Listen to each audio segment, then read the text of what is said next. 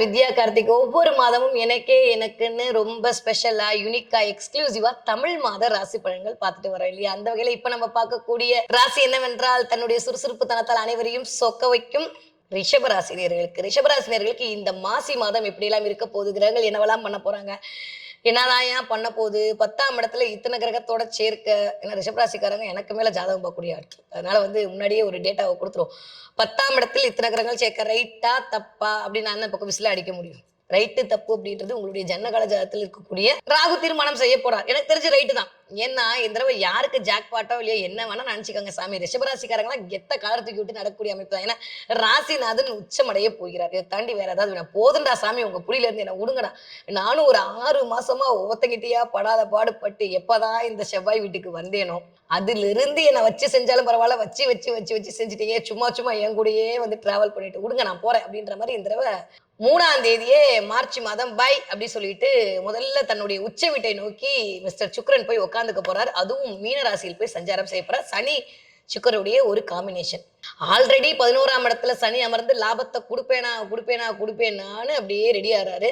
ராசிநாதனும் போய் அமரும் போது வேற என்ன வேணும்? ஒரு கிரகம் 11ஆம் இடத்துல இருந்தா பரவாயில்ல, 2 கிரகம், அதுவும் ஒரு மனுஷனுக்கு வாழ்க்கையில ஜெயிக்கிறதுக்கு இவங்க தான் தேவை அப்படின்னு சொல்லக்கூடிய அந்த 2 பேருமே இருக்கும்போது வேற ஏதாவது தேவையா என்ன? ஆனா இதெல்லாம் எப்போ? மார்ச் மாசம் 3ஆம் தேதிக்கு அப்புறம். அதுக்கு முன்னாடி இருக்கக்கூடிய 15 நாட்கள் மிக மிக கவனமாக இருக்க வேண்டிய காலகட்டமா இருக்கு. யாருக்கு?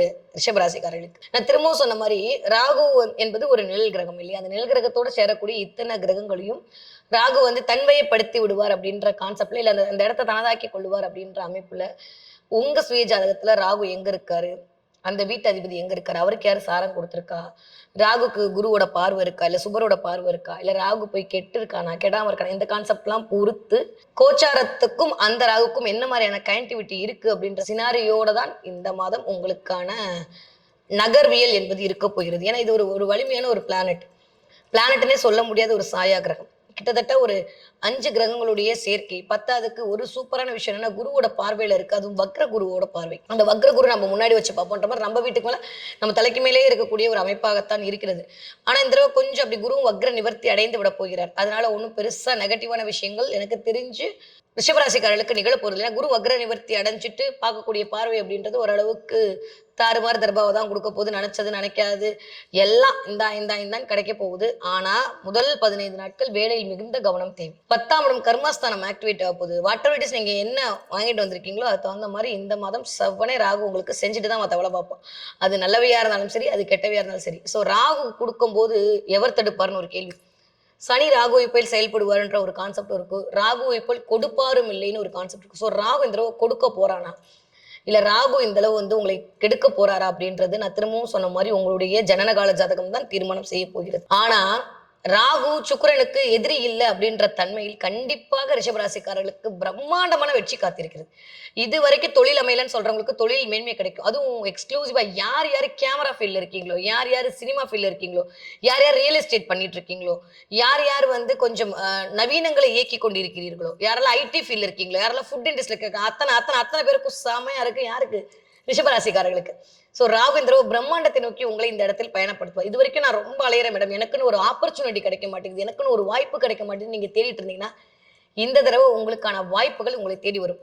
இது வரைக்கும் சேராதவங்க, இது வரைக்கும் ரொம்ப நாளா ஏதோ ஒரு கருத்து வேறுபாடுல நானும் அவங்களும் புரிஞ்சுக்கணும், இந்த தடவை சேருவதற்கான வாய்ப்புகளை உருவாக்கி கொடுக்கும். இது எக்ஸா மாறிடுமா ஒய்யா மாறிடுமான்ற மாதிரி டைலமால இருந்தவங்களுக்கு அதெல்லாம் இல்ல, இது விதி உங்களோட தான் இருக்குன்ற அளவுக்கு திரும்ப ரீயூனியன் ஆகிறதுக்கான வாய்ப்புகளை அது உருவாக்கி கொடுக்கும். ஸோ இந்த ரிஷபராசிக்காரர்களுக்கு ஆல்மோஸ்ட் 10ஆம் இடத்துல இத்தனை கிரகங்கள் இருத்தல், 2ஆம் வீட்டு அதிபதி இருத்தல், 4ஆம் வீட்டு அதிபதி இருத்தல், 5ஆம் வீட்டு அதிபதி இருத்தல், 6, 7, 8ஆம் வீட்டு அதிபதி எல்லாமே இருக்கக்கூடிய தன்மை அப்படின்றது ஒரு மாதிரி நிலையில்லா தன்மையும் இந்த இடத்துல எடுத்து வைக்கும். நிறைய குழப்பங்கள் வரும். அதுவா சில பேருக்கு சில டைலமா வரும். இதை பண்ணலாமா அதை பண்ணலாமா அப்படின்ற மாதிரி ஒரு கிளாரிட்டி இருக்காது. இந்த தடவை கொஞ்சம் ஷேக் ஆகிட்டே இருக்கும் முதல் 15 நாட்களுக்கு. அப்புறம் ராசிநாதன் பை சொல்லிட்டு 3ஆம் தேதி போன அப்புறம் உங்க காட்டுல மழை தான். யாரு என்ன சொன்னாலும் கெத்தா இப்பயே பெரிய பெரிய காலர் வச்சு சட்டையெல்லாம் வாங்கிக்கோங்க, தூக்கி விட்டு அடக்கிறதுக்கு வசதியா இருக்கும். ஸோ ரிஷபராசிக்காரர்களுக்கு மார்ச் 3ஆம் தேதிக்கு மேல அல்டிமேட்டான டைம் பீரியட் இனிதே மலர காத்திருக்கிறது. அது வரைக்கும் 3ஆம் தேதி காலரை தூக்கி ஒரு அளவுக்கு இருக்கணும்னா இந்த தடவை நம்ம எப்படி நடந்துக்க போறோம்ன்றது ரொம்ப ரொம்ப முக்கியம். அதனால ராகுவோட பிடியில் இருக்கக்கூடிய ராசிநாதன் கொஞ்சம் நிறையவே பேராசையை கிரியேட் பண்ணுவார். நான் சுக்கிரன்னா சொல்லவே வேணாம். அங்க உச்சமடையக்கூடிய பிளானட் வேற மிஸ்டர் சந்திரன். இவங்க 2 பேரோட சேர்க்கை இருக்கக்கூடிய இந்த ரிஷபராசி குரு வக்கர நிவர்த்தி அடைஞ்சு பாக்குறாரு அப்படின்ற போது நெகட்டிவா எதுவும் இருக்காது. பட் நம்ம ஒரு 4 ஆப்ஷன்ல வச்சிருப்போம்ல, இது இல்லாட்டி இது, இது இல்லாட்டி இதுன்னு வச்சிருப்போம்ல. அப்ப நானும் ஒண்ணா வந்து இந்திரவ நீ தான் வேணும் அடம் பிடிச்சா என்ன பண்றது? அதனால மக்களே கொஞ்சம் உஷாரா இருந்துக்கணும். நான் புரிஞ்சிருச்சா இன்டெரக்ட்டா? சரி, இல்லாட்டி கொஞ்சம் நிப்பாட்டி பார்த்துக்கங்க. ஓகே. கொஞ்சம் கவனமாக இருக்க வேண்டிய காலகட்டம். யார்கிட்ட? பெண்களிடம் கவனமாக இருக்க வேண்டும். இந்த தடவ வந்து பெண்களாக இருந்தாலும் சரி, ஆண்களாக இருந்தாலும் சரி, ரிஷபராசிக்காரர்களுக்கு கொஞ்சம் உடன் பழகுவரிடம் வாக்குவாதங்களும் சில சில மிஸ் அண்டர்ஸ்டாண்டிங் வரதுக்கான வாய்ப்பை மிஸ்டர் ராகு கொடுப்பார். ஒருவேளை உங்களுக்கு ராகு தசை நடக்குது, ஒருவேளை உங்களுக்கு சுக்கிர தசை நடக்குது அப்படின்ற பட்சத்தில் இது கொஞ்சம் இன்னும் கொஞ்சம் அப்படி விரிவடையலாம். டிபெண்ட்ஸ் அப்ப உங்களுக்கு நாட்டல் ஹாரோஸ்கோப்ல ராகு எங்க இருக்காரு அப்படின்றத பொறுத்து. ஓகே. சோ இந்த தடவை என்னன்னா கூட இருக்கவங்களோட கொஞ்சம் வரும் சண்டை. சில பேருக்கு கூட இருக்கவங்களோட அப்படியே திடீர்னு ஒரு மாதிரி அன்பெல்லாம் பொங்கி பரவாயில்லையே ப்ரொபோசல் மந்த் தான் நம்ம என்ன ப்ரொபோசல் பண்ணா என்ன 14ஆம் தேதி தான் பண்ணுமா, நாங்க 19ஆம் தேதி பண்ணுவோமே அப்படின்ற மாதிரி கொஞ்சம் போயிட்டு ரோஸ் எல்லாம் காசு கொடுத்து வாங்கலாமா வேண்டாமா, ஆன்லைன்ல ஆர்டர் போடலாமா, இந்த மாதிரி நிறைய அப்படியே டைலமாவா வந்து எப்படியோ ஒரு வேலையை ப்ரப்போஸ் பண்ணி முடிச்சு அது ஓகே ஆகிறதுக்கான வாய்ப்புலாம் இருக்குன்னு வச்சுக்கோங்களேன். இந்த தடவை லவ் சக்சஸ் ஆகும். யாருக்கு? ரிஷபராசிக்காரர்கள். ஆனா அது கல்யாணம் வரைக்கும் போகுமா அப்படின்னா ராகு தான் தீர்மானம் பண்ணணும். அதனால இந்த தடவை கொஞ்சம் இந்த ஒரு மாசம் ஜாலியோ ஜில்கானவோ இருந்துக்கலாம். யாரு? ரிஷபராசிக்காரங்க. அதுவும் 3ஆம் தேதிக்கு அப்புறம் சின்ராசை கையில பிடிக்க முடியாது. யாரு நாங்கெல்லாம் அப்படின்னு சொல்ற அளவுக்கு இந்த தடவை நல்லவே எல்லாம் தேடி வரப்போகிறது. இது வரைக்கும் இருந்த பண தட்டுப்பாடு குறைய போகுது. மன ரீதியாக நீங்க பட்ட கவலை எல்லாம் வெளியில வந்துருவீங்க. ஆனா எப்போ? மார்ச் மாசம் 1ஆம் தேதி வரைக்கும். இப்போ அது வரைக்கும் 15 நாட்கள் கொஞ்சம் கவனமோடு இருக்க வேண்டிய காலகட்டம். கால் சார்ந்த பிரச்சனை வரும். சில பேருக்கு கீழே போகும்போது விழுவுறதுக்கான வாய்ப்பு ரொம்ப. உங்களோட நேட்டரல் ஹாரோஸ்கோப்ல வேற மாதிரி தசாபுதி நடக்குதுன்னா வண்டி வாகனங்களை போகும்போது கொஞ்சம் கவனம் தேவை.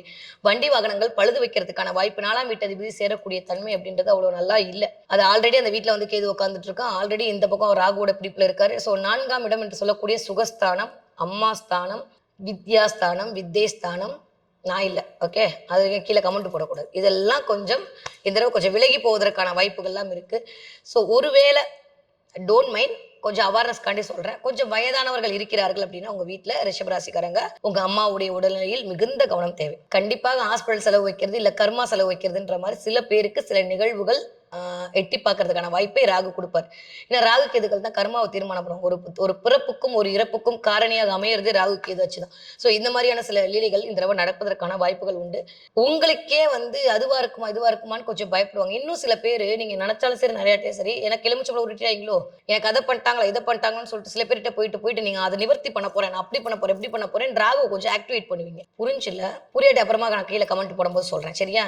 அதனால இந்த தடவை கொஞ்சம் போலித்தனமான விஷயங்களால் கொஞ்சம் ஆட்படுவீர்கள். நம்ம கண்டிப்பா அமேசான்ல நல்லா தான் பார்த்து ரேட்டிங்லாம் பார்த்து போட்டிருப்போம். ஆனா நம்மளுக்கு வர்றது என்னமோ பழைய துணி தான் வரும்.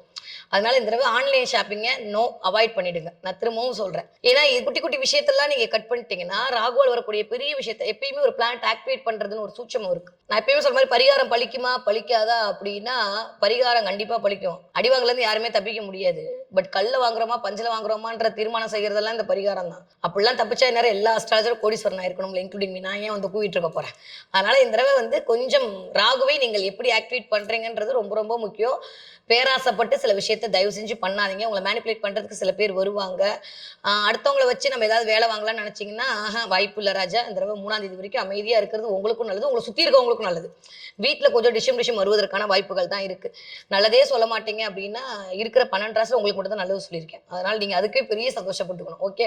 அதனால இந்த தடவை ரிஷபராசிக்காரர்களை பொறுத்த வரைக்கும் சந்தோஷம் அப்படின்ற இடத்துல எக்ஸ்ட்ராடினரியா இருக்க போறீங்க. சௌக்கியம் அப்படின்ற இடத்துல கொஞ்சம் கவனமா இருக்க போறீங்க. புரிஞ்சா? சுகஸ்தானத்துல மட்டும் கொஞ்சம் கவனமா தேவை. இஎன்டி பிரச்சனை வருது, கோல்டு பிடிக்கிறது, சளி பிடிக்கிறது, இந்த மாதிரி கொஞ்சம் உடல் ரீதியான ப்ராப்ளத்தையும் மன ரீதியான பிரச்சனையும் சந்திப்பீங்க. இந்த 5ஆம் வீட்டு அதிபதியும் சேர்ந்திருக்கும் போது பிள்ளைகள் குறித்த சில கவலைகள் எட்டி பார்க்கலாம். பிள்ளைகளுக்கு முடியல. இந்த 5ஆம் இடம்ன்றது பிள்ளைகள் மட்டும் இல்ல, பெயர் புகழ் அந்தஸ்து எதா இருந்தாலும் காதல் கல்யாணம் டிபெண்ட்ஸ் பண்ண உங்களுடைய 5ஆம் இடம் குறித்த சில கவலைகள் லைட்டா எட்டி பார்க்கும். ஆனா பிப்ரவரி மாசம் கடந்துருச்சுன்னு வச்சுக்கோங்களேன், இதுல எல்லாமே உங்களுக்கு ஒரு முன்னேற்றம் கிடைக்க போகுது. சூப்பரான டிரான்ஸ்ஃபர்மேஷன் காத்திருக்கு. எதெல்லாம் நீங்க வேணும்னு ஆசைப்பட்டீங்களோ, இதெல்லாம் கிடைச்சிடாதான் நீங்க வெயிட் பண்ணீங்களோ, அதெல்லாம் இந்தான்னு பிரபஞ்சம் உங்களுக்கு கொடுக்க போகுது. ஸோ ரிஷபராசிக்காரர்களை பொறுத்த வரைக்கும் இந்த தடவை நல்லவை எல்லாம் நிறைய வரப்போகுது. நீங்கள் கவனமாக இருக்க வேண்டியது முதல் 15 நாட்கள். கிளியர்? ஓகே. படிக்க ரிஷபராசிக்கார குழந்தைங்களா இருந்தா எப்படி இருப்பீங்க? எக்ஸ்ட்ரா நிறைய படிக்க போறீங்க. இந்த தடவை நீங்க இங்கி பிக்கி பாக்கி போற எல்லாமே கரெக்ட். நீங்க ஏ தொட்டா ஏ கரெக்ட், பி தொட்டா பி கரெக்ட், சி தொட்டா சி கரெக்ட்.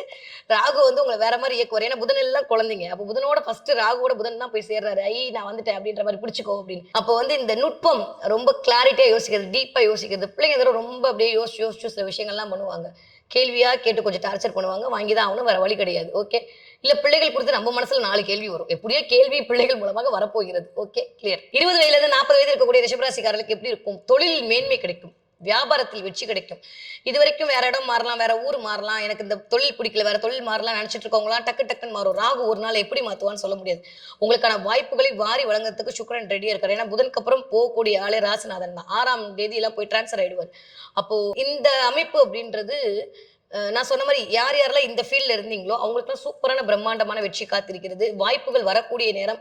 நீங்க சரியா முறையா பயன்படுத்திக்காம என்ன கழுவி ஊத்தியோ, ராகு ஊத்திட்டியோ பிரயோஜனம் கிடையாது. ஓகே. ரொம்ப நாளுக்கு அப்புறம் இந்த தடவ சந்தோஷமா இருப்பீங்க. வீட்டுக்கு தேவையான பொருள்லாம் வாங்கி மகிழ்வீர்கள். நெறைய ரிஷப ராசிக்காரர்கள், ரிஷப ராசியா இருந்தாலும் சரி, ரிஷப லக்னமா இருந்தாலும் சரி, இல்ல உங்க சுக்கிரன் போய் ஏதோ லக்னத்தோட கனெக்ட் ஆயிருந்தாலும் சரி, இந்த தடவ நெறைய பெட் ஸ்ப்ரெட், தலகாணி உறை இந்த மாரிலாம் கொஞ்சம் புதுசா பர்ச்சேசிங் பண்ணுவீங்க. ஸ்க்ரீன் எல்லாம் மாத்துவீங்க, மிதியடியெல்லாம் மாத்துவீங்க. கொஞ்சம் பொலிவா வீட்ட வச்சுக்கணும், நம்மள கொஞ்சம் பொலிவு பண்ணிக்கணும் அப்படின்ற மாரி இதுவரைக்கும் இல்லாத அளவு கம்ஃபர்ட்லாம் போட்டு துவைப்பீங்கன்னா பாத்துக்கோங்களேன், இந்த தடவ வாய்ப்புகள் உண்டு.